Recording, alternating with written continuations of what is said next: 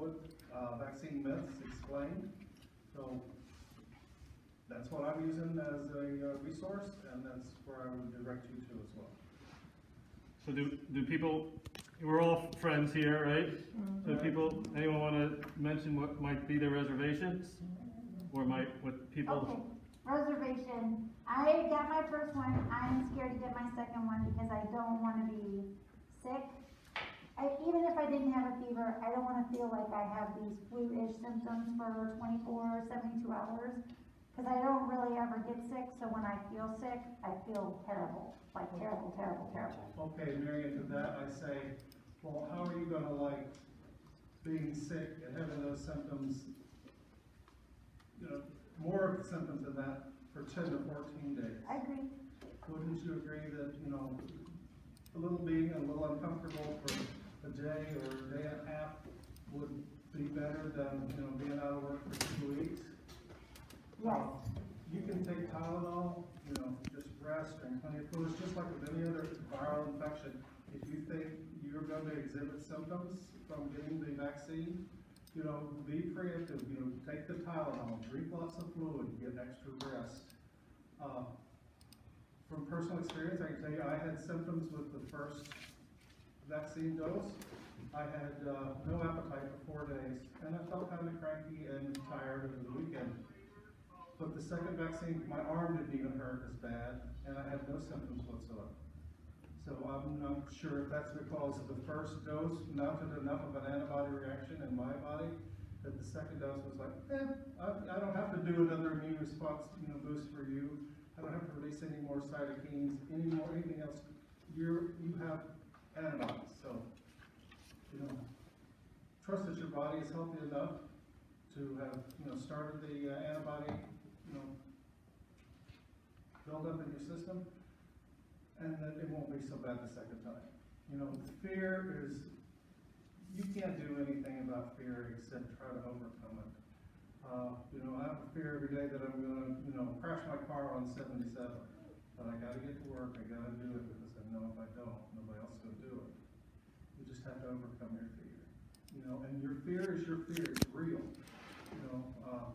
But you have to, really do some soul searching and say, is this, is it worth the little bit of being uncomfortable to perhaps save your life, or to help save the life of one of your loved ones, or one of your patients? And maybe your patients. I mean, that's another aspect that, most of you dedicated your life to this profession in one way or another. And if it's a chance that you could, how many patients have died from COVID? A lot all over the country, right? So, if there's a chance that you not getting sick can maybe not spread to patients, then that would be a good thing too. So if you already have the antibodies, you already have COVID, you got the antibodies. I don't know how long it's You good know for, they but- have the antibodies. Yeah, Have they done an antibody titer on you? yeah. Okay. Like with chickenpox or any other virus, they can do an antibody titer, and they can, there are levels of antibodies in your system. If you're below that level, they will give you a booster shot. So just because you were positive for antibodies, I'd like to see what the quantitative or level of those antibodies. And I think they don't know how long those are gonna last, Right. that they're gonna be effective against every strain. I'll just remind you, we have seen patients reinfect here. Around 6 months. And Karina, you do have a valid point, and I initially thought that myself. But some antibodies are good, a whole lot more antibodies are bad. If the vaccine, it doesn't cover all the strains of COVID? No. No. It It's covers- the same thing with the flu, doesn't It it? actually only covers the spike of the protein that was attached to your cell. That's what the vaccine, the RNA that they've taken and they're giving to you in this vaccine is just a piece of the building block of one of the spikes. I know everybody in here has seen those pictures of the COVID vaccine. So it's just the spike. It's not the actual guts of the virus. Yes, there are different variants, but I would you know, science says that spike, the way that they attach their attaching mechanism is the same for every version of this virus. So you can still get the virus afterwards, Absolutely, and you can still actually die from it. absolutely. You can get chickenpox after So having what's the point of the chickenpox. vaccine But then? like the flu, you're not going to get as severe of a case as if you had not had the vaccine. I mean, we see that with the flu all the time. That people get less severe of a case at least if they get it after having the vaccine. Is the vaccine only good for 6 months? Cause I've heard like, They don't know. I mean, they truly don't know. I mean, we haven't even been giving it for 6 months. I haven't read any research. I've heard a year, I haven't heard any definitive on it. And it turned out that it's like the flu, and that you have to get it every year. It may turn out it's like the cold, it may morph into something like the cold, where there is no vaccine, but it's not virulent. The virus is just too new, we don't know enough about it, we know how to make our bodies fight it, but if we've seen it here, it treats every patient differently. So, will we have to have a vaccine? I don't know. You may have to, I may not have to. Erica may not have to. Everybody's body is different. So we've got, it's like wearing armor. We've got to protect ourselves any way that we can. now what about the vaccine?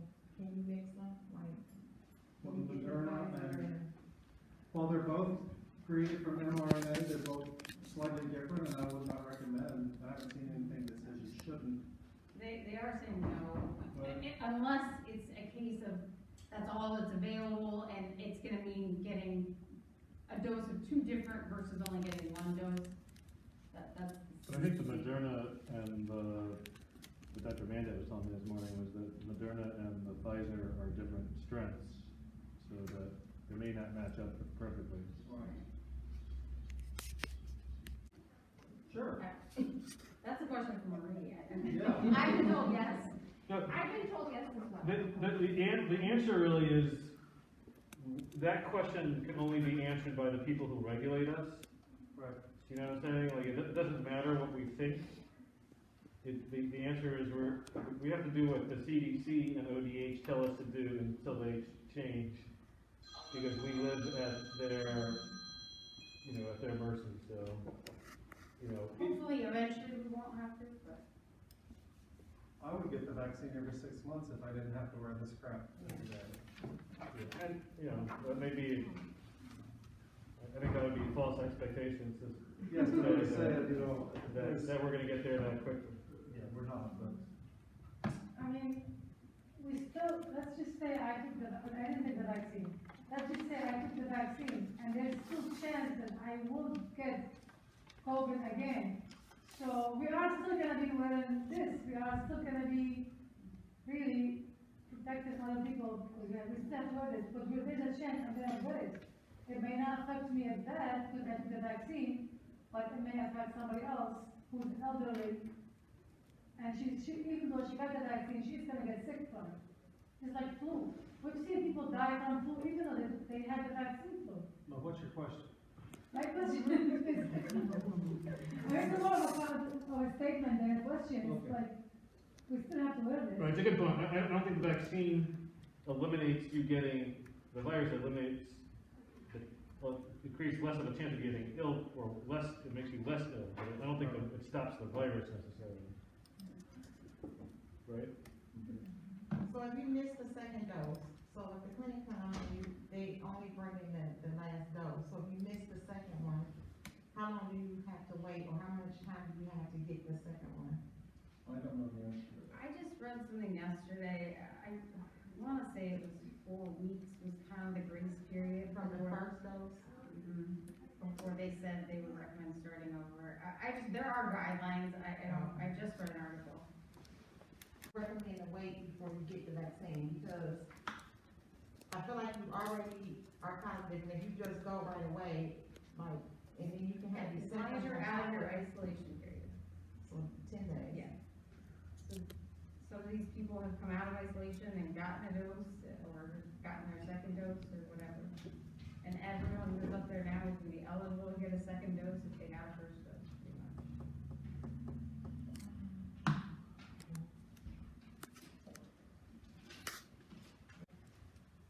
I know after the second dose, you're supposed to be, what, 90%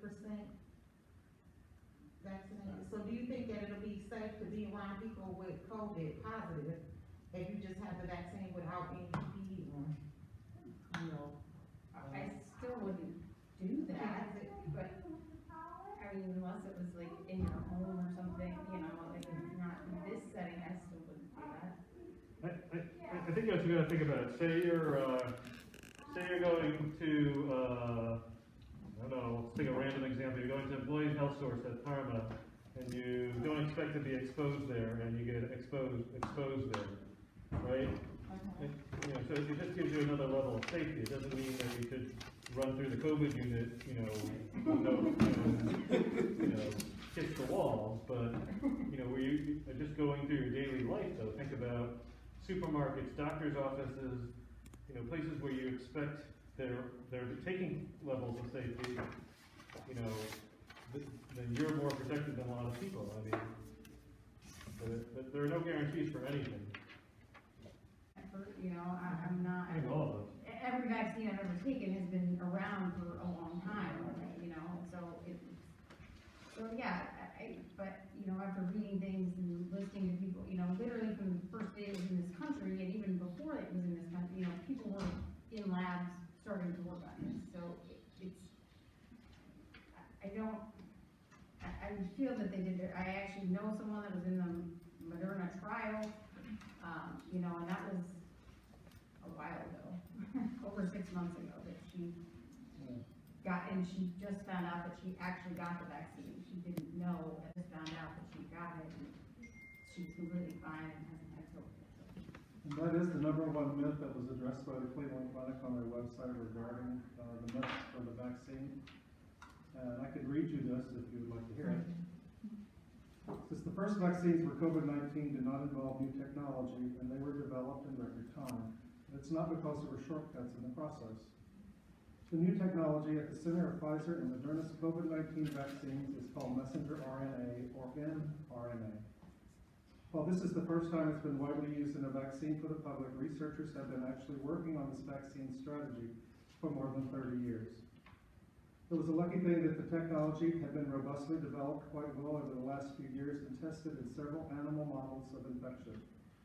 So we knew that it was safe and worked quite well in these animal models. The companies put their vaccines through rigorous clinical trials involving tens of thousands of volunteers. In the United States, the Food and Drug Administration requires them to follow up with volunteers for up to 2 years after receiving the vaccine to make sure that they're safe and effective. Because of how prevalent COVID-19 is, it only took a few months for the clinical trials to collect enough data to make an initial evaluation. The FDA, as well as independent panels of vaccine experts, closely scrutinized the data from those trials and deemed that Pfizer and Moderna's vaccines were safe and effective for emergency use. Similar independent panels in several other countries are in agreement. So, still a new vaccine, and the virus itself is novel. So that's what I think the concern is. Whereas with other medications, they've been around for a long time. We all know our parents have taken Tylenol. We all know that our parents have taken certain blood pressure medicines and for friends.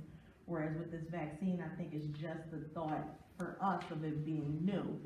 And then, I'm not trying to be funny, from a cultural standpoint, my parents have been using the Tuskegee experiment as one of the big things that make them not want to take it. I mean, it sounds silly, but it was a thing. It happened. So people are not very trusting of science, especially when you have, a lot of cultures and populations. So that's another big issue as well. It's a lot of factors. But they're not just giving the vaccine to African American or Latino or. Well, rationally, you know that. A lot of us know that, especially as in the medical field. But you can't tell certain people that, depending on the education, depending on the demographic, you still got to meet people where they at. I think that the misinformation spans every level of demographic. It's not just a particular group, because it's people with low educations, people with high educations.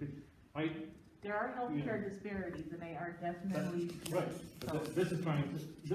In this case, we're trying to, and I understand. I'm not going to dispel, people's, because some issues are real. But in this case, we're trying to get the medications to as many people as possible. We're not trying to deny.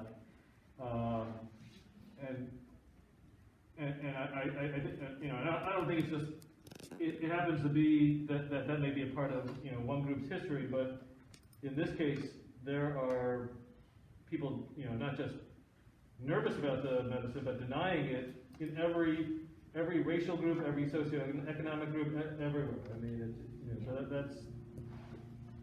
I think the fact is the unknown of the side effect, that's what scares people. Like, this medication, my doctor gave me one time, and it says I could die. I didn't take it. I'm not gonna take it. A lot of people take medications that they can die from. I mean, I think a lot of people The are. fact that I don't know, they tell me, okay, you may have this side effect, it's gonna be long-term later on in life, that's different, but they don't know what this side effect or what the outcome is. They don't know. That's what's scaring people and holding them back. They also don't know long-term outcome or side effects of COVID. I mean, we're still seeing people I know. that had it 6 months ago that are dying 6 months later as a result of decline and, sudden blood clot, things like that, so. And I think all the questions and comments have been great, and you guys are perfect. The last time anything sorta-ish like this happened was, AIDS, back in the 1980s, when it was very new, and no one knew really anything, we didn't know long-term anything. There wasn't any real effective cocktail to help. And I had a family member, I was very young, I was in elementary school, and I was one of those young kids who watched the family member turn into a skeleton and then die. That was before they had the antiviral medication. But they did do a massive voluntary trial, and it was, I believe Pfizer was the backbone of that.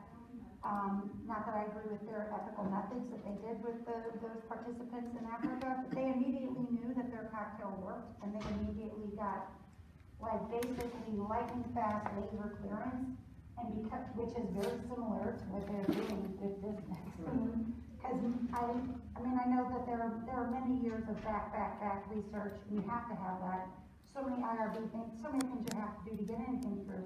But they did really clear away so much, not that the red tape isn't important on some level, but they cleared away so much of that so they could lightning track this, just like they did with that AZT cocktail, which has saved, I don't even know how many people are, they should have been dead. They should have been what do they call that, where you have an event and this much, everybody dies and this many, I said something, you know what I'm talking about, when you basically have an event, a bottleneck event, where you have all these people, a mass casualty. It should have been more like that, but because they were able to create those viral suppression medications, all these people didn't die. So this event that's happening with the way they cleared the path to make this come to fruition, it reminds me very much of what they did during the pandemic of AIDS back in the 80s, when people were just dying like they couldn't help them fast enough. We have 9 million people. It's a very technologically advanced country, so you can't compare it to a lot of other countries, but they were having massive breakouts. If you think about 9 million, and they were having 10-12,000 cases a day, which, similar to the state of Ohio, that's a lot, even more than Ohio. They had a massive vaccine program. They actually pay double for the vaccine because they figured if they get the vaccine, they can control it. So in their first week, mid-December, they vaccinated about 150,000 people, and they had 20 cases of COVID after that. Because whereas the Moderna and Pfizer one was 30,000. I met her once. She's a tall, thin girl, went also OSU. Currently, everyone who went to OSU got sick. She's on Eliquis, so to give you an idea, she had clots, and luckily I think it's resolved. But can you imagine an 18-year-old with no prior conditions on blood thinners? Yeah, that would be devastating. So did you guys hear, somebody sent me an article that they're seeing that, or they believe that COVID is staying in your brain, kind of like how varicella stays in the central nervous system? I haven't heard anything about I saw an article on that. Yeah, I saw one, and they said that's why they think people are having residual effects after their, quarantine period, initial infection period. And, you know, how people are, having lingering symptoms or passing away or reporting that they're still feeling sick months out from the virus. I was just wondering if you guys had any take on that, or if you had